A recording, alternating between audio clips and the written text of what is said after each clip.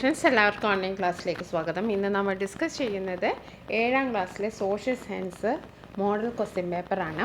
ഇത് രണ്ടാമത്തെ model question പേപ്പറാണ്. ഇതിനു മുമ്പ് നമ്മൾ സോഷ്യൽ സയൻസിൻ്റെ ഒരു ക്വസ്റ്റ്യൻ പേപ്പർ അപ്ലോഡ് ചെയ്തിട്ടുണ്ട്. അതേപോലെ തന്നെ ഇംഗ്ലീഷിൻ്റെ 4 ക്വസ്റ്റ്യൻ പേപ്പറും ബേസിക് സയൻസിൻ്റെ മോഡൽ ക്വസ്റ്റ്യൻ പേപ്പർ അപ്ലോഡ് ചെയ്തിട്ടുണ്ട്. ഇനി ഹിന്ദി മാത്സ് ഒക്കെ നമ്മൾ ഉടനെ അപ്ലോഡ് ചെയ്യുന്നതാണ്. അപ്പോൾ നിങ്ങൾക്ക് ഈ വീഡിയോ ഇഷ്ടപ്പെട്ടെങ്കിൽ നിങ്ങൾ ലൈക്ക് ചെയ്യാനും വേണ്ട നിർദ്ദേശങ്ങൾ നൽകാനും മറക്കരുത്. അതേപോലെ തന്നെ 7ാം ക്ലാസ്സിലെ നിങ്ങളുടെ കൂട്ടുകാർക്ക് ഷെയർ ചെയ്ത് കൊടുക്കാനും മറക്കരുത്. അപ്പോൾ നമുക്ക് ആദ്യത്തെ ചോദ്യം നോക്കാം. നിങ്ങൾക്കറിയാമല്ലോ 2 അവേഴ്സാണ് നമുക്ക് എക്സാമിന് ഉണ്ടാവുക. അതേപോലെ തന്നെ 8 ആക്ടിവിറ്റീസ് മൊത്തം തരും. അതിൽ നിന്ന് 6 ആക്ടിവിറ്റീസാണ് നിങ്ങൾ ചെയ്യേണ്ടത്. അപ്പോൾ കൂൾ ഓഫ് ടൈം 15 മിനിറ്റാണ്. ആ 15 മിനിറ്റ് നിങ്ങൾക്കറിയാവുന്ന ക്വസ്റ്റ്യൻസ് റൗണ്ട് ഇട്ട് വെക്കാനും ആൻസർ ഓർമ്മിച്ച് നോക്കാനൊക്കെ ഉപയോഗിക്കുക. ഓക്കെ, അപ്പോൾ നമുക്ക് ആദ്യത്തെ ചോദ്യം നോക്കാം. Activity 1. The distance to the centre of the earth is about 6371 kilometre. അപ്പോൾ നമുക്കറിയാം എർത്തിൻ്റെ സെൻറ്ററിൽ നിന്നുള്ള ഡിസ്റ്റൻസ് എത്രയാണെന്ന് വെച്ചിട്ടുണ്ടെങ്കിൽ 6371 കിലോമീറ്ററാണ്. അത് ഓർമ്മിച്ച് വെക്കുക. ചിലപ്പോൾ ഇതൊരു ചോദ്യമായിട്ട് വരാം. The distance to the centre of the എർത്തിൽ നിന്നും അതിൻ്റെ സെൻറ്ററിലേക്കുള്ള ദൂരം ഇത്രയുണ്ട്, 6371. It is not possible for humans to understand about the earth's interior directly. അപ്പോൾ നമുക്ക് ഭൂമിയുടെ ഉള്ളിൽ, നമ്മളിപ്പം ഭൂമിയുടെ മുകളിലാണുള്ളത്, ഉള്ളിലുള്ള കാര്യങ്ങളൊന്നും നമുക്ക് അറിയില്ല.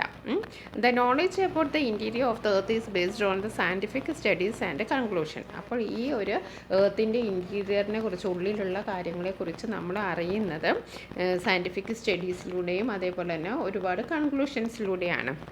അപ്പം 2 ചോദ്യമാണുള്ളത്. ആദ്യത്തെ ചോദ്യം, how would we collect information about the interior of earth. അപ്പോൾ എർത്തിനെ കുറിച്ച് നമ്മൾ എങ്ങനെയാണ് കാര്യങ്ങൾ മനസ്സിലാക്കുന്നത്, അതാണ് ആദ്യത്തെ ചോദ്യം. അപ്പോൾ നമ്മൾ എങ്ങനെയാണ് മനസ്സിലാകുന്നത്? By examining materials that reach the earth surface through volcanic eruptions. Volcanic eruptions എന്ന് പറഞ്ഞാൽ എന്താണ്? അഗ്നിപർവ്വത സ്ഫോടനങ്ങൾ. അപ്പോൾ അഗ്നിപർവ്വത സ്ഫോടനം ഉണ്ടാകുമ്പോൾ ഭൂമിയുടെ ഉള്ളിൽ നിന്നുള്ള പല സാധനങ്ങളും ഭൂമിയുടെ പുറത്തേക്ക് പുറന്തള്ളപ്പെടും. അപ്പോൾ അതിൽ നിന്നൊക്കെ നമുക്ക് മനസ്സിലാക്കാം. അപ്പോൾ ആദ്യത്തെ ആൻസർ എന്താണ്? By examining materials that reach the earth surface through volcanic eruptions. ഇനി രണ്ടാമത്, from the information collected from mines. Mines അറിയാലോ, ഖനികൾ നമ്മൾ എത്രയോ ആഴത്തിലാണ് കുഴിക്കുക. അപ്പോൾ നമുക്ക് അതിൽ നിന്ന് ഇൻഫോർമേഷൻ കിട്ടും. By analysing the motion of waves generated during earthquake എന്ന് പറയുമ്പോൾ എന്താണ്? ഭൂകമ്പം ഉണ്ടാകുമ്പോൾ ഭൂമിൻ്റെ അടിയിൽ നിന്നുള്ള പല സാധനങ്ങളും അതേപോലെ തന്നെ മോഷൻസ് ഓഫ് വേവ്സിൻ്റെ ചലനങ്ങളും നിരീക്ഷിച്ച് നമുക്ക് ഇതൊക്കെ മനസ്സിലാക്കാം. ഓക്കെ, ഇനി അടുത്ത question, which are the correct statement about ക്രസ്റ്റിനെ കുറിച്ചുള്ള കറക്റ്റ് സ്റ്റേറ്റ്മെൻറ്റ് എഴുതാനാണ് പറഞ്ഞത്. The crust has 2 parts, namely continental crust and oceanic crust. അപ്പോൾ അത് ശരിയാണല്ലേ? ശരിയാണ്. ക്രസ്റ്റിന് 2 ഭാഗമുണ്ട്, കോണ്ടിനെൻ്റൽ ക്രസ്റ്റും അതേപോലെ തന്നെ ഓഷ്യാനിക് ക്രസ്റ്റ്. രണ്ടാമത് പറഞ്ഞാൽ it is formed by iron and nickel. അത് തെറ്റാണ്. It has 2 parts, namely lithosphere and asthenosphere. അതും തെറ്റാണ്. The lithosphere is outermost rocky part of the earth. അപ്പോൾ അത് ശരിയാണ്. ഇതിൽ എയും ഡിയും ആണ് ശരി. ഓക്കെ, ഇനി നമുക്ക് അടുത്ത ചോദ്യം നോക്കാം. How would we collect? അത് നമ്മൾ പറഞ്ഞു. അപ്പോൾ എയും ഡിയും ആണ് ഇവിടെ കറക്റ്റ് ആൻസർ. ഇനി what is the outermost layer of the earth is called. അപ്പോൾ നമ്മുടെ എർത്തിൻ്റെ ഔട്ടർ മോസ്റ്റ് ലെയർ, അതായത് ഇവിടെ ഈ ലെയർ തന്നിട്ടുള്ളത് എന്താണ്? ക്രസ്റ്റാണ്. അപ്പോൾ ക്രസ്റ്റ്, പിന്നെ അതേപോലെ mantle, outer core, inner core, ഇങ്ങനെ 4 ഭാഗങ്ങളാണുള്ളത്. എന്തൊക്കെയാണ്? ക്രസ്റ്റ്, മാൻറ്റിൽ, കോർ അല്ലേ? കോറിൽ തന്നെ ഔട്ടർ കോർ, ഇന്നർ കോറും ഉണ്ട്. അപ്പോൾ ആദ്യത്തെ ആക്ടിവിറ്റി നമ്മൾ കഴിഞ്ഞത്. ഓരോ 5 മാർക്ക് വീതമാണ് ഉള്ളത്. ഇനി നമുക്ക് ആക്ടിവിറ്റി 2 നോക്കാം. The presence of ozone gas in the atmosphere protect the earth by blocking harmful ultraviolet rays from the sun. അപ്പോൾ ഓസോൺ ഗ്യാസിൻ്റെ പിന്നെ പങ്ക് എന്താണെന്ന് വെച്ചിട്ടുണ്ടെങ്കിൽ എന്താണ്? റോൾ എന്താണ്? ഓസോൺ ഗ്യാസ് എന്ന് പറയുന്നത് protect the earth by blocking harmful ultraviolet rays from the sun. അപ്പോൾ സൂര്യനിൽ നിന്ന് വളരെ മാരകമായ അൾട്രാ വയലറ്റ് രശ്മികൾ പ്രൊട്ടക്റ്റ് ചെയ്യുന്ന ആരാണ്? ഓസോൺ ആണ്. Okay, September 16 is observed as A world ozone day. അപ്പോൾ വേൾഡ് ഓസോൺ ഡേ എന്ന് പറയുന്നത് സെപ്റ്റംബർ 16 ആണ്. It was declared as ozone layer protection day the United States general assembly in 1988. അപ്പോൾ 1958 മുതലാണ് നമ്മൾ ഓസോണിൻ്റെ സെപ്റ്റംബർ 16 നമ്മൾ സെലിബ്രേറ്റ് ചെയ്യുന്നത്. 2 ക്വസ്റ്റ്യൻ ഉള്ളതാണ്. What are the harmful effects of ultraviolet raise on the earth? അപ്പോൾ ഈ അൾട്രാവയലറ്റ് രശ്മികൾ ഇങ്ങനെ എർത്തിലേക്ക്, ഭൂമിയിലേക്ക് വന്നിട്ടുണ്ടെങ്കിൽ ഇപ്പോൾ തടഞ്ഞു നിർത്തുന്ന ആരാണ്? ഓസോൺ ലെയറാണ്. ഇനി ആ ഓസോൺ ലെയർ ഇല്ലാത്ത അവസ്ഥയിൽ അത് ഭൂമിയിലേക്ക് വന്നാൽ എന്തൊക്കെയാണ് അതിനെ കൊണ്ടുള്ള ഹാംഫുൾ ഇഫക്റ്റ്, എന്തൊക്കെയാണ് അതുകൊണ്ടുള്ള ആപത്ത്? അപ്പോൾ എന്തൊക്കെയാണ്? Collapse of the food chain, അതേപോലെ crop damage, stunting of plant growth, early ageing, blindness, cataract, skin cancer. ഇതിൽ 4 മാർക്കിൻ്റെ ചോദ്യമാണ്. അപ്പോൾ ഏതെങ്കിലും 4 എഴുതിയാൽ മതി. ഇത്രയൊക്കെ നമുക്ക് അൾട്രാവയലറ്റ് രശ്മികൾ കൊണ്ടുള്ള ആപത്താണ്. അപ്പോൾ കൊളാപ്സ് ഓഫ് ഫുഡ് ചെയിൻ, ആഹാര ശൃംഖല നശിച്ചു പോകും. അതേപോലെ ക്രോപ്പ് ഡാമേജ്, വിളവുകൾ നശിച്ചു പോകും. സ്റ്റണ്ടിങ് ഓഫ് പ്ലാന്റ് ഗ്രോത്ത് ഒക്കെ മുരടിച്ചു പോകും. ഏർലി ഏജിങ്, പെട്ടെന്ന് തന്നെ വയസ്സാവും. ബ്ലൈൻഡ്നെസ്, അന്ധത. കാറ്ററാക്ട്, അതേപോലെ കാറ്ററാക്റ്റിനാണ് തിമിരം. സ്കിൻ ക്യാൻസർ, സ്കിന്നിന് ക്യാൻസർ വരും. ഓക്കെ, ഇനി അടുത്ത question which day is observed world ozone day? അതുപോലെ തന്നെ ആൻസർ ഉണ്ട് സെപ്റ്റംബർ 16. അപ്പോൾ 2 ആക്ടിവിറ്റീസാണ് നമ്മൾ ചെയ്തത്. ഇനി 3ാമത്തെ ആക്ടിവിറ്റിയാണ് subcontinents are large continental areas with the same variety of topographical features and climates as continent. ഇപ്പോൾ സബ് കോണ്ടിനെൻറ്റ് എന്ന് പറഞ്ഞിട്ടുണ്ടെങ്കിൽ കോണ്ടിനെൻ്റ് ഏരിയസ് തന്നെയാണ്. അതായത് കോണ്ടിനെൻറ്റ്സ് പോലെ ക്ലൈമറ്റും അതേപോലെ ജിയോഗ്രഫിക്കൽ ഫീച്ചേഴ്സും ഉള്ളതാണ് നമ്മൾ സബ് കോണ്ടിനെൻറ്റ്സ് എന്ന് പറയുന്നത്. ക്വസ്റ്റ്യൻ ഇതാണ്: how can we classify the topography of Indian subcontinent? Indian സബ് കോണ്ടിനെൻറ്റിൻ്റെ ടോപ്പോഗ്രഫി നമുക്ക് എങ്ങനെ ക്ലാസിഫൈ ചെയ്യാം? എങ്ങനെയൊക്കെയാണ്? ഇന്ത്യൻ സബ് കോണ്ടിനെൻറ്റിൽ മൗണ്ടൻ റേഞ്ച് ഉണ്ട്, വാസ്റ്റ് പ്ലെയിൻസ് ഉണ്ട്, വിശാലമായ സമതലങ്ങളുണ്ട്, ഡെസേർട്ട് റീജിയൻ മരുഭൂമികളുണ്ട്, പ്ലാറ്റ്യൂസ് ഉണ്ട്, കോസ്റ്റൽ പ്ലെയിൻസ് ഉണ്ട്, ഐലൻഡ്സ് ഉണ്ട്. ഇത്രയും കാര്യങ്ങളുണ്ട് ഇന്ത്യൻ സബ് കോണ്ടിനെൻറ്റിൽ. എന്തൊക്കെയാണ്? മൗണ്ടൻ റേഞ്ചും, vast plains, desert regions, plateaus, coastal plains and islands. അടുത്ത ക്വസ്റ്റ്യന് what are the factors influencing the climate of Indian subcontinent? Indian സബ് കോണ്ടിനെൻറ്റിൻ്റെ ക്ലൈമറ്റിനെ എഫക്റ്റ് ചെയ്യുന്ന ഫാക്ടേഴ്സ് ഏതൊക്കെയാണ്? ദ ലാറ്റിറ്റ്യൂഡ്, എന്താണ് ദ ലാറ്റിറ്റ്യൂഡ്, പിന്നെ ആൾട്ടിറ്റ്യൂഡ് ഉയരം, ഫിസിയോഗ്രഫി ഭൂപ്രകൃതി, പ്രോക്സിമിറ്റി ടു ഓഷ്യൻ സമുദ്രത്തിനോടുള്ള സമുദ്രത്തിനോടുള്ള അടുത്ത് നിൽക്കുകയാണ്. പ്രോക്സിമിറ്റി എന്ന് പറഞ്ഞാൽ അടുത്ത്. അകലെ ആകുമ്പോൾ അതിന് വ്യത്യാസം ഉണ്ടാവും, അടുത്ത് നിൽക്കുമ്പോൾ അതിന് വ്യത്യാസം ഉണ്ടാവും. അതായത് നമ്മളെ ഓഷ്യൻ്റെ അടുത്തൊക്കെ വെച്ചാൽ നമ്മുടെ കാലാവസ്ഥയിൽ വളരെ മാറ്റം ഉണ്ടാവും. പ്രോക്സിമിറ്റി ടു ഓഷ്യന്, പിന്നെ അതേപോലെ വിൻഡ്. അപ്പോൾ ഇത് ഒരു ഇമ്പോർട്ടൻറ്റ് ചോദ്യമാണ്. Factors influencing the climate of Indian subcontinent. Indian സബ് കോണ്ടിനെൻറ്റിനെ എഫക്റ്റ് ചെയ്യുന്ന ക്ലൈമറ്റിനെ എഫക്റ്റ് ചെയ്യുന്ന ഫാക്ടേഴ്സാണ് നമ്മൾ പഠിച്ചത്. Latitude, altitude, physiography, proximity to ocean, wind. Next നമുക്ക് 4ാമത്തെ ആക്ടിവിറ്റി നോക്കാം. The green revolution was a new programme that massively increased the production of food grains using high yield seeds, fertilisers, pesticides, new technologies, loans at low interest rates and scientific irrigation. അപ്പം green revolution എന്താണെന്ന് വെച്ചാൽ നമുക്ക് ഈ answer what is meant by green revolution അല്ലെങ്കിൽ write a note on green revolution എന്ന് പറഞ്ഞിട്ടുണ്ടെങ്കിൽ നമുക്ക് ഇത് എഴുതാം. ഗ്രീൻ റെവല്യൂഷൻ എന്ന് പറഞ്ഞാൽ ഇറ്റ് വാസ് എ പ്രോഗ്രാം. അതൊരു പ്രോഗ്രാം ആയിരുന്നു. ആ പ്രോഗ്രാമിൽ എന്താണ്? That massively increased the production of food grains. ആഹാര സാധനങ്ങളുടെ, ഫുഡ് ഗ്രെയിൻസിൻ്റെ, ധാന്യങ്ങളുടെ മാസീവ് പ്രൊഡക്ഷനാണ് അതിൽ നടന്നത്.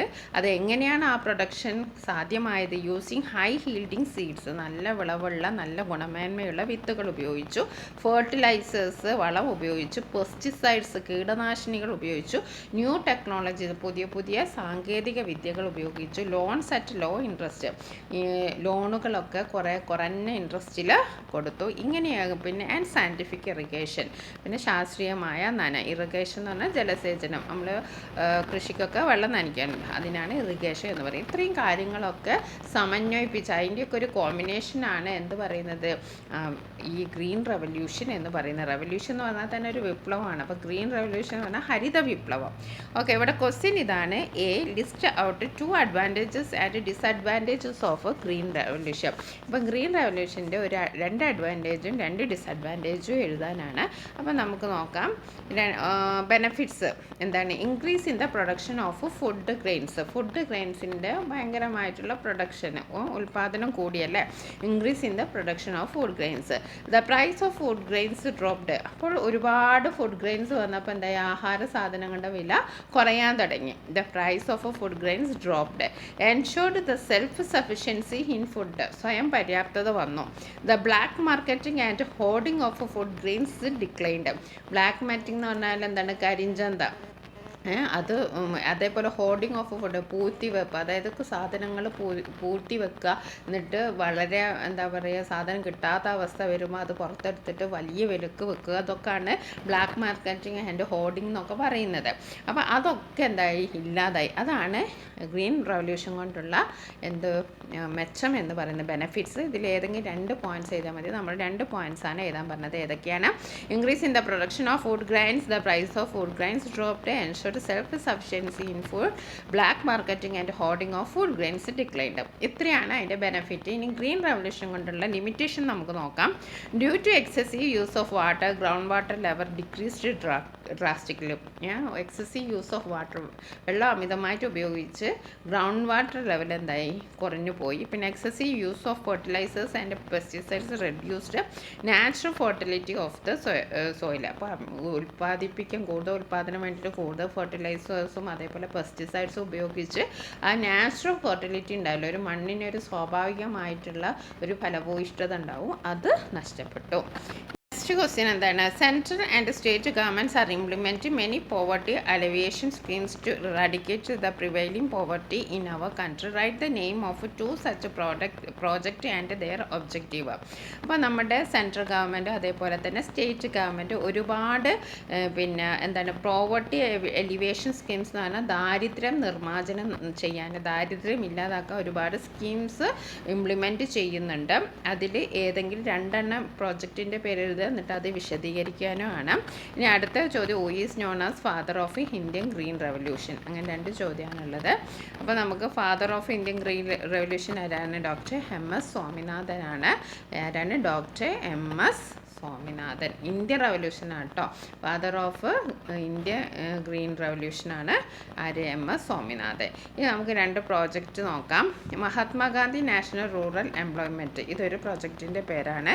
ഇതിൻ്റെ ഉദ്ദേശം എന്ന് വെച്ചിട്ടുണ്ടെങ്കിൽ guarantee scheme adults with low income receive employment opportunities and income. Okay. പിന്നെ Pradhan Mantri Rozgar Yojana life plan to provide livelihood to dependence of victims of crime who are suffering financial hardship. അതായത് പല ക്രൈമിലും പെട്ട വിക്ടിംസ് ഉണ്ടാവില്ല, അവർ ജയിലിലങ്ങാനായിരിക്കും. അപ്പോൾ അവരുടെ ഡിപ്പെൻഡൻസ് ഉണ്ടാവില്ല, അവരെ ആശ്രയിച്ച് ജീവിക്കുന്നവർക്ക് അവരുടെ ജീവിത ആവശ്യത്തിന് വേണ്ടിയിട്ട് എന്തെങ്കിലും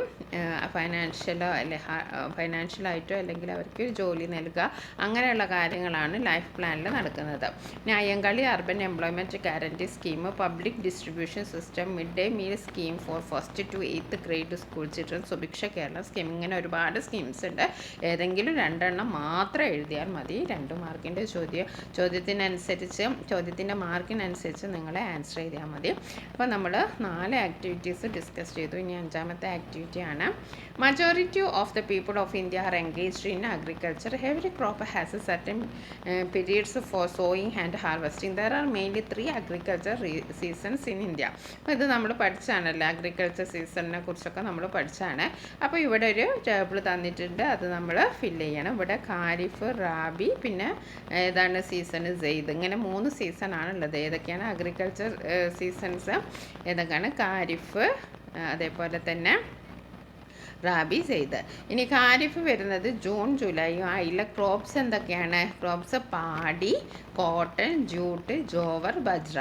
അപ്പോൾ ഖാരിഫിൽ വരുന്ന വിളകൾ ഏതൊക്കെയാണ് ഇത് പഠിച്ചു വെക്കണം. ചിലപ്പോൾ ഈ ക്രോപ്സ് തന്നിട്ട് അത് ക്ലാസിഫൈ ചെയ്യാനുണ്ടാവും. അപ്പോൾ ഇത് എന്തായാലും നിങ്ങൾ പഠിച്ചു വെക്കുക. ഖാരിഫ് ഏതാണ്? Paddy, cotton, jute, jowar, bajra.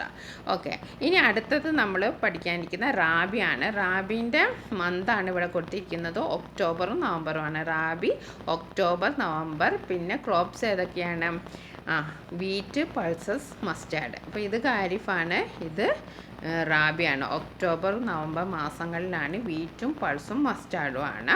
പിന്നെ അടുത്തത് സെയ്ദാണ്. സെയ്ദ് സമ്മർ സീസണാണ്. അവിടെ ഉണ്ടാകുന്ന crops watermelon, cucumber, vegetables, cattle feed crops. ഇത് ഏത് കാലത്താണ്? സെയ്ദ് സീസണാണ്. അപ്പോൾ ഈ സീസണും അതിൻ്റെ ക്രോപ്സും നിങ്ങൾ ഓർമ്മിച്ച് വെക്കുക. ഇനി mark the States that cultivate wheat in the map given bill. അപ്പോൾ ഒരു മാപ്പ് തന്നിട്ടുണ്ട്. ആ മാപ്പിൽ വീറ്റ് കൾട്ടിവേറ്റ് ചെയ്യുന്ന സ്ഥലങ്ങൾ ഏതൊക്കെയാണെന്ന് കണ്ടുപിടിച്ച് എഴുതാനാണ്. അപ്പോൾ ഉത്തർപ്രദേശ്, പഞ്ചാബ്, മധ്യപ്രദേശ്, ഹരിയാന ഇത്രയും സ്ഥലങ്ങളിലാണ് വീറ്റ് കൾട്ടിവേറ്റ് ചെയ്യുന്നത്. ആ സ്ഥലങ്ങളൊക്കെ നമ്മൾ ഈ ഒരു ചാപ്റ്റർ ഡിസ്കസ് ചെയ്തപ്പോൾ നമ്മൾ ആ ചാപ്റ്ററിൻ്റെ ഡിസ്കഷനിൽ ആ മാപ്പിൽ ഉത്തർപ്രദേശും പഞ്ചാബും മധ്യപ്രദേശും ഹരിയാനയൊക്കെ എവിടെയാണെന്നൊക്കെ നമ്മൾ അടയാളപ്പെടുത്തിയിട്ടുണ്ട്. അപ്പോൾ അതൊന്ന് റെഫർ ചെയ്ത് നോക്കാം. അപ്പോൾ നമ്മൾ 5 ആക്ടിവിറ്റിയാണ് ഇപ്പം ഡിസ്കസ് ചെയ്തത്. ഇനി 6ാമത്തെ ആക്ടിവിറ്റി നോക്കാം. Gandhiji believed that the soul of India resides the villages, and only through the development of the villages the progress of the country can be attained. അപ്പോൾ ഗാന്ധിജി വിശ്വസിച്ച് എന്താണ്? ഇന്ത്യയുടെ ഹൃദയം എവിടെയാണ്? ഇന്ത്യയുടെ ആത്മാവ് എവിടെയാണ് സ്ഥിതി ചെയ്യുന്നത്? വില്ലേജിലും അതേപോലെ തന്നെ ഗ്രാമവാസികളുടെ പുരോഗമനത്തിലൂടെ മാത്രമേ നമ്മുടെ രാജ്യം പുരോഗമനത്തിലേക്ക് വരികയുള്ളൂ എന്ന് ഗാന്ധിജി അടിയുറച്ച് വിശ്വസിച്ചു. ഇനി അടുത്ത ചോദ്യം ഇതാണ്: list Gandhiji's views on village development. അപ്പോൾ ഗ്രാമവികസനത്തെക്കുറിച്ച് ഗാന്ധിജിയുടെ വ്യൂസ് എഴുതാൻ. 2ാമത്തെ ചോദ്യം: what are the characteristic of decentralisation. അതിൻ്റെ ക്യാരക്ടർ എഴുതാൻ. പിന്നെ 3ാമത്തെ ചോദ്യം: according to the recommendation of Balwant Rai Mehta committee which state established panchayat raj for the first time India. അപ്പോൾ ബൽവന്ത് റായ് കമ്മിറ്റി റെക്കമെൻഡേഷൻ. അപ്പോൾ ഇതിൽ ഒരു 3 പോയിൻ്റ് ഉണ്ട്. ബൽവന്ത് റായ് കമ്മിറ്റി ആണ് എന്ത്? പഞ്ചായത്ത് രാജിന് കാരണം അല്ലേ? അതിൽ ഏത് സ്റ്റേറ്റാണ് ഫസ്റ്റ് ഈ പഞ്ചായത്ത് രാജ് നടപ്പിലാക്കി? അങ്ങനെ 3 ചോദ്യമാണ്. അപ്പോൾ ആദ്യത്തെ ചോദ്യം നോക്കാം. List Gandhiji's views on village development. Village ഡെവലപ്മെൻറ്റിൽ ഗാന്ധിജിയുടെ വ്യൂസ്, ആശയങ്ങൾ എന്തായിരുന്നു? അപ്പോൾ മാർക്കിനനുസരിച്ച് പോയിൻറ്റ്സ് ചെയ്താൽ 2 മാർക്കിനാണ് ചോദ്യമെങ്കിൽ 2 പോയിൻറ്റ്സ് ചെയ്താൽ മതി. ഇനി 3 മാർക്കിനാച്ചാൽ 3 പോയിൻറ്റ്സ്, 4നാച്ചാൽ 4 പോയിൻറ്റ്സ് അങ്ങനെ എഴുതുക. അപ്പോൾ നമ്മൾ ഒരുപാട് പോയിൻറ്റ്സ് പറയുന്നുണ്ട്. നിങ്ങൾക്ക് ഈസിയാവുന്ന 1, 2, 3 പഠിച്ചു വെക്കുക. Villages should become fully self governing republics. അവരൊരു സ്വയംഭരണ പ്രാപ്തിയുള്ള അവരുടെ കാര്യങ്ങളൊക്കെ തീരുമാനിക്കുക. അവർക്ക് സ്വയം ഒരു റിപ്പബ്ലിക് ഉണ്ടാവണം. Okay, attain self sufficiency in catering to the major needs of the village. അതാണ് first point. Village should become fully self governing republics attain self sufficiency in catering to the major needs of the village. Next, mutual assistance with others should only happen when it is absolutely necessary. The primary focus of villages should be on increasing food production and cotton cultivation for cloth. Villages should have designated areas for livestock. There should be recreational facilities and entertainment for both adults and children. Land should be used exclusively for cultivation and production. അപ്പോൾ ഇത്രയും കാര്യങ്ങളാണ് ഗാന്ധിജിയുടെ views. ഇതിൽ easy ആയി തോന്നുന്ന 4 പഠിച്ചു വെക്കുക. Land should be exclusively for cultivation and production. Land പിന്നെ കൾട്ടിവേഷനും അതേപോലെ പ്രൊഡക്ഷനും വേണ്ടി ഉപയോഗിക്കണം. അതേപോലെ തന്നെ അഡൾട്ട്സിനും മുതിർന്നവർക്കും കുട്ടികൾക്കും റീക്രിയേഷണൽ ഫെസിലിറ്റീസ് എന്ന് പറഞ്ഞാൽ എന്താണ്?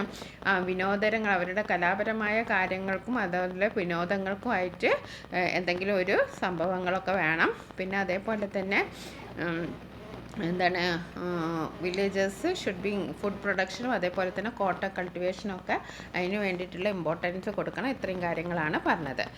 നെക്സ്റ്റ് ക്വസ്റ്റ്യൻ എന്താ? What are the characteristic of decentralization. ഡീസെൻട്രലൈസേഷൻ്റെ ഫീച്ചേഴ്സ് പറയാനാണ്. Importance to regional development. Regional development പറഞ്ഞാൽ പ്രാദേശികമായ പുരോഗമനം. Development needs get prioritized. Development of the local economy marginalized, get leadership and administrative experience. Common people have more power and participation in the administration. ഇതെന്തൊക്കെയാണ് ഡീസെൻട്രലൈസേഷൻ്റെ ഫീച്ചേഴ്സാണ്. പിന്നെ last question എന്താണ്? പഞ്ചായത്ത് രാജ് ആദ്യമായിട്ട് വന്ന എവിടെയാണെന്ന് അറിയാമല്ലോ, രാജസ്ഥാനിലാണ്. Okay, അപ്പോൾ അത്രയും ആക്ടിവിറ്റി നമ്മൾ കഴിഞ്ഞ് ഇനി നമുക്ക് 7ാമത്തെ ആക്ടിവിറ്റി നോക്കാം. Maps are great sources of information and we use different maps for variety purpose in our daily life. We use everything from printed maps on paper to digitally prepared maps. Some important points of globes and maps are given below. Classify and list then the features of globes and features of maps. അപ്പോൾ ഗ്ലോബ്സിൻ്റെ മാപ്സിനെ കുറച്ച് കാര്യങ്ങളൊക്കെ ഇവിടെ തന്നിട്ടുണ്ട്. അപ്പോൾ ഗ്ലോബ്സിന് എൻ്റെ features ഏതാ, മാപ്സിൻ്റെ features ഏതാ നോക്കിയിട്ട് നമ്മളോട് ക്ലാസിഫൈറ്റ് ചെയ്ത് എഴുതാനാണ് പറഞ്ഞിരിക്കുന്നത്. അപ്പോൾ നമുക്ക് ആ ക്ലാസിഫിക്കേഷനൊക്കെ ക്വസ്റ്റ്യൻ വായിക്കുന്നില്ല, ക്ലാസിഫിക്കേഷൻ നോക്കാം. ഗ്ലോബ് എന്ന് പറയുന്നത് റിയൽ മോഡൽ ഓഫ് എർത്ത്, എർത്തിൻ്റെ ഒരു മോഡലാണ് ഗ്ലോബ് എന്ന് പറയുന്നത്. Spherical representation of the earth, അപ്പോൾ globe is the spherical representation of the earth.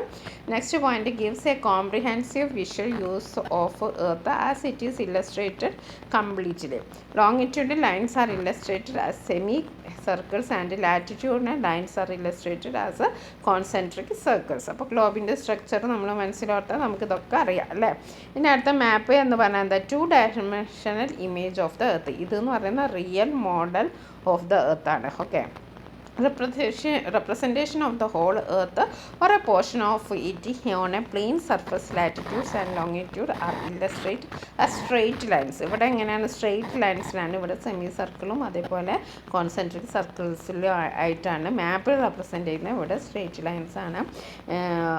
ഗ്ലോബിൽ represent ചെയ്യുന്ന സെമി സർക്കിളും കോൺസെൻട്രിക് സർക്കിളുമാണ്. സ്ട്രെയിറ്റ് ലൈനിൽ map. Okay, very useful for collecting information for a specific place and for planning a route for trip. അപ്പോൾ മാപ്പിൻ്റെ യൂസും ഗ്ലോബിൻ്റെ യൂസും നമ്മൾ പറഞ്ഞു. ഇനി in which period has the oldest known map made. ഇപ്പോൾ ഓൾഡസ്റ്റ് മാപ്പ് മെയ്ഡ് ചെയ്ത വർഷം BCE 2500. ഇനി അടുത്ത ലാസ്റ്റ് ക്വസ്റ്റ്യൻ ആക്ടിവിറ്റി 8 ആണ്. Food security means ensuring that everyone in a community always has access to adequate amount of safe and nutritious food and the condition necessary to obtain it. ഇപ്പോൾ food security, അതായത് what is meant by food security, എന്താ ഭക്ഷ്യസുരക്ഷ എന്ന് പറഞ്ഞാൽ ensuring that everyone in a community has always access to adequate amount of safe and nutritious food.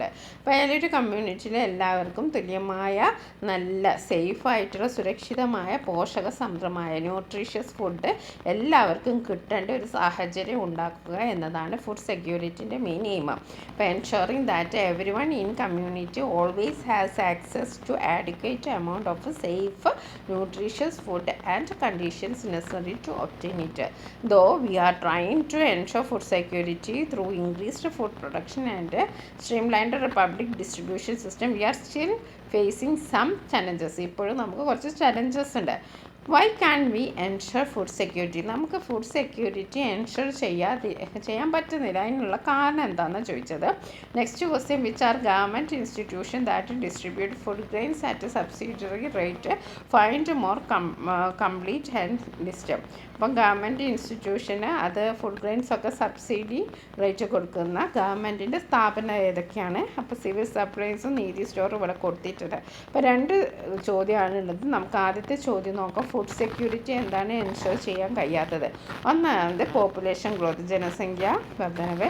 Lakh of interest in agriculture, അഗ്രികൾച്ചറിൽ ഇപ്പം ആർക്കും അത്ര വലിയ ഇൻട്രസ്റ്റ് ഒന്നുമില്ല. Natural disasters, unemployment, absence of subsidies, war. ഇത്രയും കാര്യങ്ങളൊക്കെ നമ്മുടെ ഫുഡ് സെക്യൂരിറ്റിൻ്റെ കാരണങ്ങളാണ്. പിന്നെ ഗവൺമെൻറ് ഇൻസ്റ്റിറ്റ്യൂഷൻസ് ഏതൊക്കെയാണെന്ന് ചോദിച്ചാൽ ഇവിടെ സിവിൽ സപ്ലൈസ് ഒക്കെ തന്നിട്ടുണ്ട്.